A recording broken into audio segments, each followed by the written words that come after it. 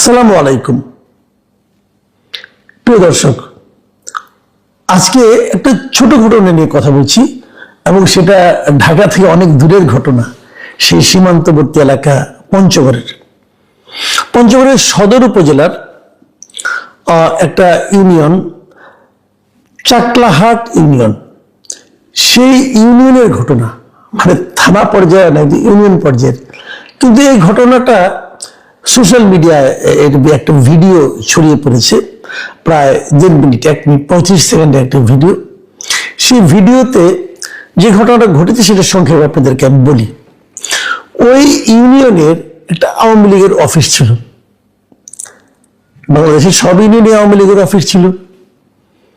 এখন সেই অফিসটাকে জামাতের কয়েকজন লোক এই গত 1.5 বছর অথবা বিগত সময়ে তালা মেরে দিয়েছিল।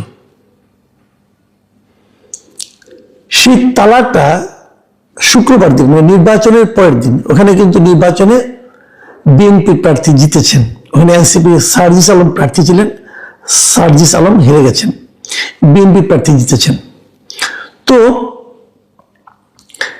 বিএনপির উপজেলা বিএনপির যিনি সভাপতি, তার নাম হলো আবু দাউদ প্রধান, তার উপস্থিতিতে ওই ইউনিয়নের যে আওয়ামী লীগের অফিস আছে সেই অফিসে লাগানো তালাটা খুলে ফেলা হয়েছে। উনি সেখানে উপস্থিত ছিলেন, ওনার বক্তব্য অনুযায়ী সেটা খোলা হয়েছে।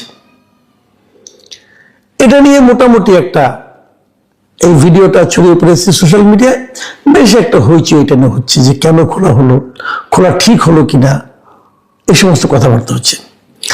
এখানে আবু দাউদ সাহেব উনি প্রথম আলো পত্রিকাকে এই ব্যাপারে, প্রথম আলো পত্রিকা তাকে জিজ্ঞাসা করেছিল, আপনি এটা খুলে দিয়ে, আপনার উপস্থিতিতে খোলা হয়েছে কিনা, আপনি খুলতে বলেছেন কিনা, এটা নিয়ে ওনাকে প্রশ্ন করা হয়েছে।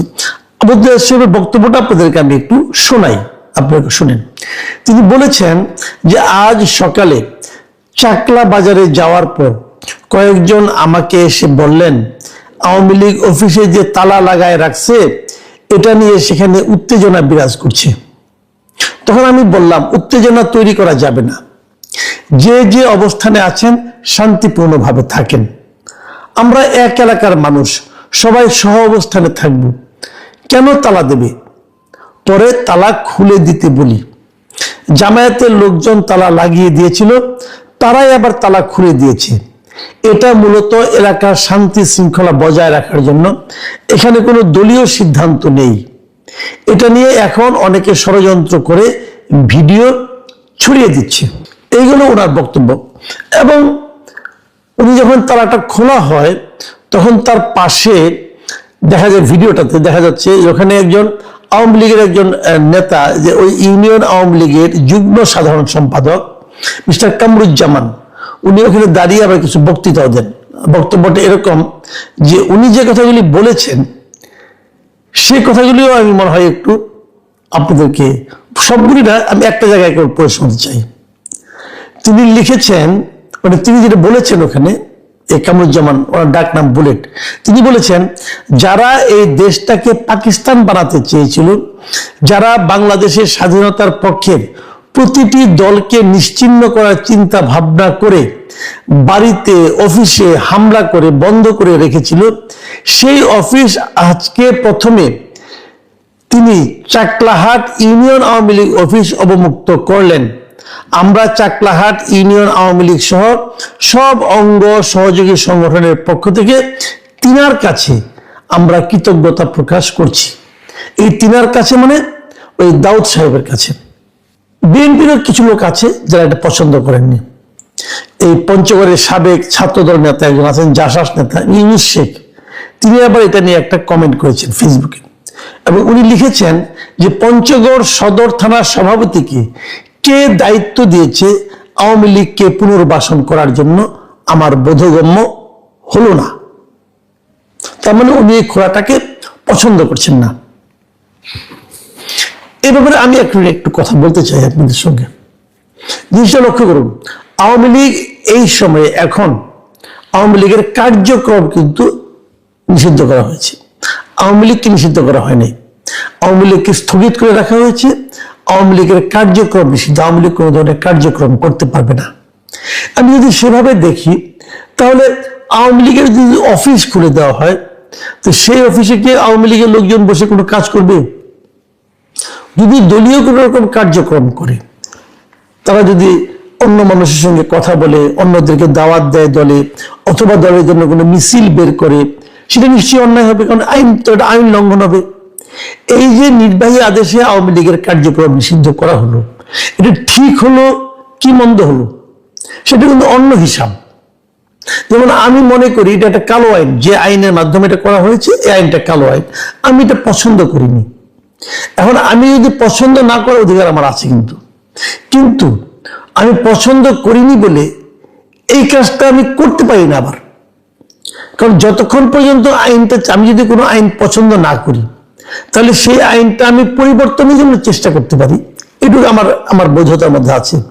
কিন্তু ওই আইনটা আমি যতক্ষণ পর্যন্ত ওই আইনটা বাতিল না হবে, ততক্ষণ পর্যন্ত ওই আইনটা আমি অমান্য করতে পারবো না। এটা হলো আইন মান্যকারী প্রত্যেকটা মানুষের দায়িত্বের মধ্যে পড়ে। কাজেই একটা কালো আইনের মাধ্যমে আওয়ামী লীগের রাজনৈতিক কর্মকাণ্ড স্থগিত করা হয়েছে, এই আইনটা আমার পছন্দ নাও হতে পারে, কিন্তু আমি এটাকে অমান্য করতে পারবো না। অমান্য করলে আমার এই আইনে যে সাজার কথা বলা হয়েছে সেই সাজা ভোগ করতে হবে, এটা কিন্তু পরিষ্কার।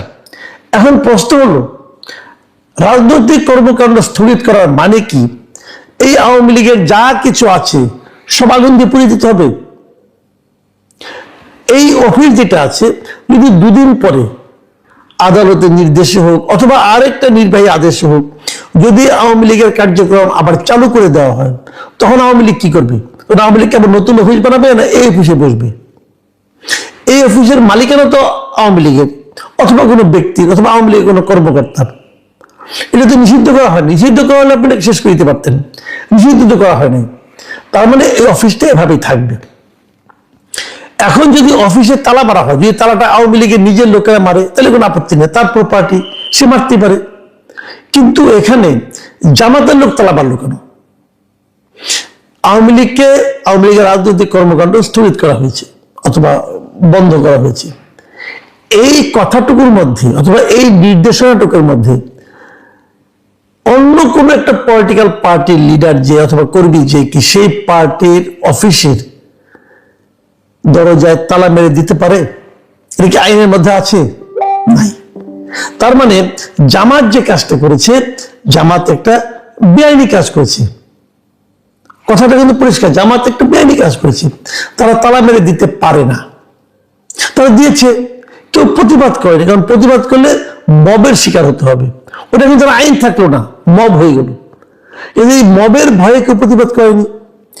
যেই মাত্র নির্বাচনে জামাত হেরে গেছে, বিএনপি জিতে গেছে, এই আওয়ামী লীগের লোকগুলি বিএনপির ওখানে গিয়েছে, তাদেরকে রিকোয়েস্ট করেছে। হয়তো বিএনপি ওই ভদ্রলোক এই রিকোয়েস্টের গুরুত্বটা উপলব্ধি করতে পেরেছেন। উনি জামাতের লোককে বলেছেন যে তোমরা তালা মেরেছো, তালাটা খুলে দাও। জামাতের লোক তালাটা খুলেও দিয়েছে। এবং উনি কি বলেছেন যে এলাকায় এটাকে কেন্দ্র করে কোনো ধরনের গন্ডগোল হোক, মারামারি হোক, অস্থিরতা হোক, উত্তেজনা হোক, এটা উনি চান না। আমরা সবাই এখানে থাকি, আমরা মিলেমিশে থাকতে চাই। এই যে মিলেমিশে থাকার যে আগ্রহ, এই আগ্রহের জন্য যে কাজটা উনি করেছেন, এটাকে কি আপনি অপরাধ বলবেন? আমি কিন্তু বলবো না।